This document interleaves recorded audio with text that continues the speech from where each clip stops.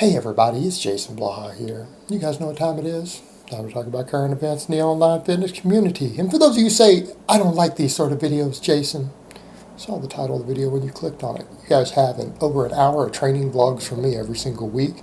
Got informative videos, go watch those. But for those of you who do like and enjoy and love these sort of videos, show your support by clicking like down below. I would appreciate it very much. But I came across a video in my feed by none other than OmarIsuf, the shaman philosopher of YouTube fitness, in which he had a way that he says that he has taken his training to a whole another level. So let me go ahead and put on my +5 How to Speechcraft. Let's talk about it.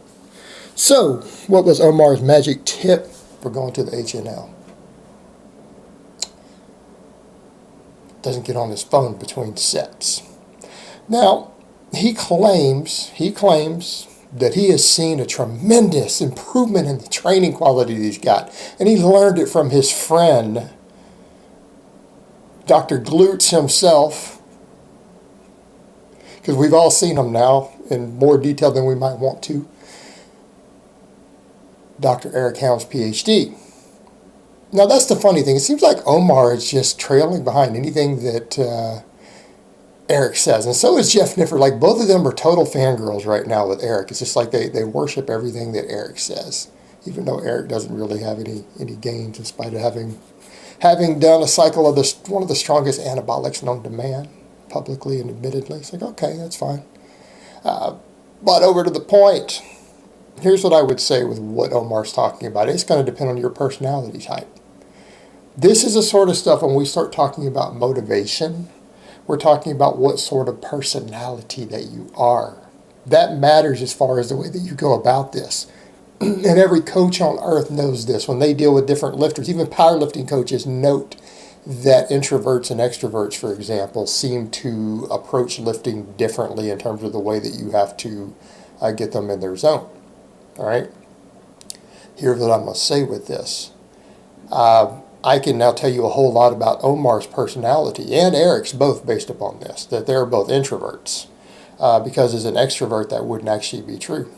Like most extroverts, you're going to find that you're fine on your phone. You're fine using your phone to keep touch with people and talk with people and everything else in between sets. So here's what it's going to come down to. A lot of it's going to be different personality types, and I'm not just talking about just that too, because there's actually multiple components to a personality type. And it's really funny how much people get this stuff wrong, just observing a personality through social media who don't know them in person and don't know how they think or how they do things. Be interesting what people assess different people's personality types at. Actually, I'd be curious, based upon that, regular followers, if you guys know the actual personality types from the test. I'd be curious what people think mine is. Because I know what mine is, by the way. I've taken all the tests and stuff, so I know what my actual personality type is. I think it would be different than most people think. But I'd be curious what people's guesses are. But this is an interesting insight into people's personality, and this is the sort of stuff that we have to talk about when it comes to motivation and why you can't just say, hey, this worked for me. Well, when we're talking about training motivation, or you're talking about diet adherence and everything else, personality types matter. And here's what I'm going to say with something like your phone. Now, me personally, I can actually be talking with a client because I like my clients. I only take on clients who I enjoy their personality in some way. Like if I get you on webcam for a consultation and I don't like you, I'm not taking you as a client. I'm just going to be honest with you guys. Even if you pay for that consultation, I'm not taking you if I don't like your personality, because I want to only work with people who I enjoy working with. That way I'm motivated to actually give them the best results. Not just about money. I need to actually enjoy my interaction with my clients. I want to take clients that I like. So, over to that point, I don't mind talking to a client. I can actually talk with a client and go hit a PR. Like I can talk to a client. I can talk to a loved one. I can talk to a family member on my phone and a text. I can walk over and hit a PR. Literally 60 seconds later. Omar seems to struggle with that, and I get that, and that has to do with personality types. You know what I would say with a lot of that, before the phones were there, people did different stuff. There were people who had other distractions. Right now, everyone's got a phone, but I was training in the gym before we had smartphones. Right, I remember when smartphones did not exist, and for the record, I didn't get my first smartphone until after I already joined YouTube. I'm behind. Now I use my phone all the time. I mean, I've got it right here. Extremely valuable tool. I love my iPhone. Now, before other people say, Jason, oh my God, why you got an iPhone? Why don't you try Android? Because I've never actually used an Android. Okay, so this is what I'm familiar with. I've never actually used an Android. I've never been on one. I have no clue what the difference is. And I don't feel like learning a new format. I don't feel like learning to use a whole new type of phone. Every time I upgrade this one, when I went to the iPhone X, it was already, oh man, I got to learn where the buttons are. But I don't want the nonsense. I'm familiar with this platform. I'm old. Leave me alone. There's nothing to do with I think that it's better or worse. It's what I'm familiar with, and it works. It does what I need it to do, and then some. Has all sorts of options I don't even need. But the point is, we had other distractions, and you can tell by people back then. You could probably get a little bit better assessment by the way people interact with others. When I'm at a gym, I am that person. I'm a social butterfly. I talk to people. I talk to people. I will talk to random strangers. I talk to other lifters. I will talk to the girls behind the desk.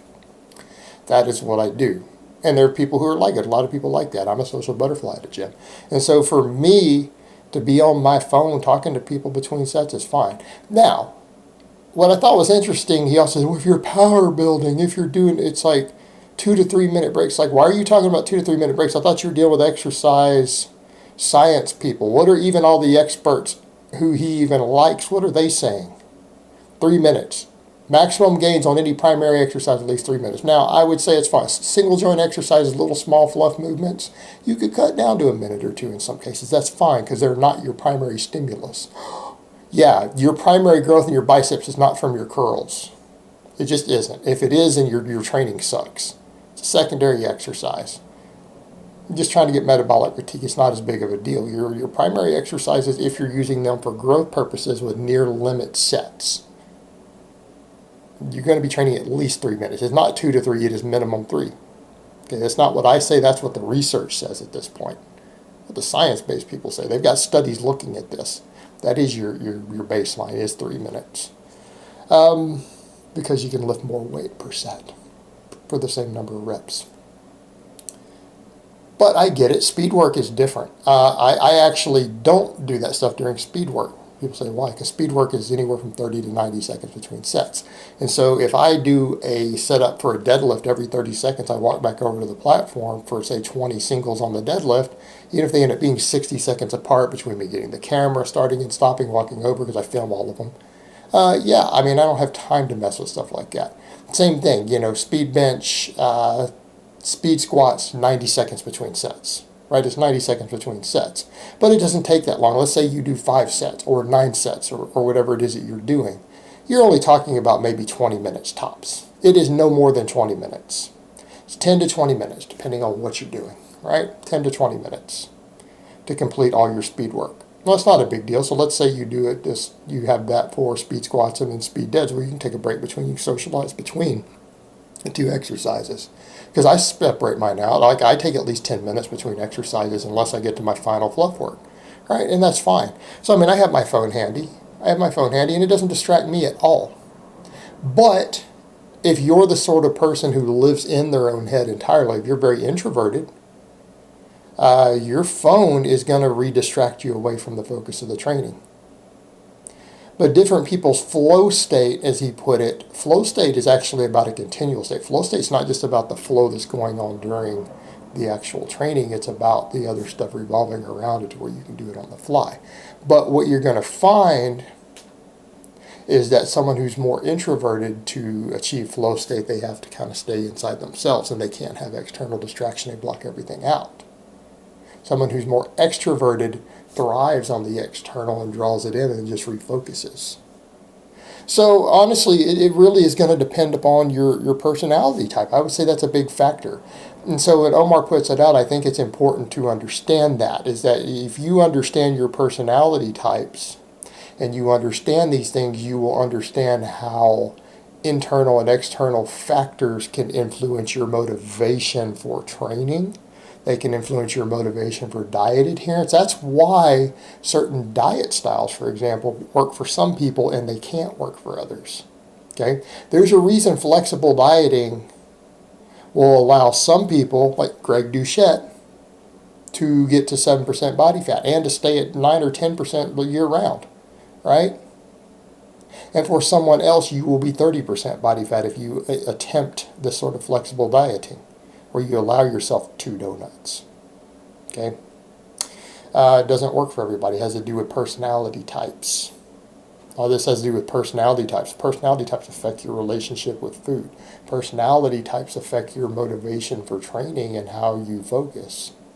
So as far as the phone thing goes, it's really going to depend upon the sort of person you are as to whether it interferes or not, and you have to honestly and objectively assess that. All right, guys, well, that's really all I have to say on that today. I hope it's been informative, and I will talk to you guys next time.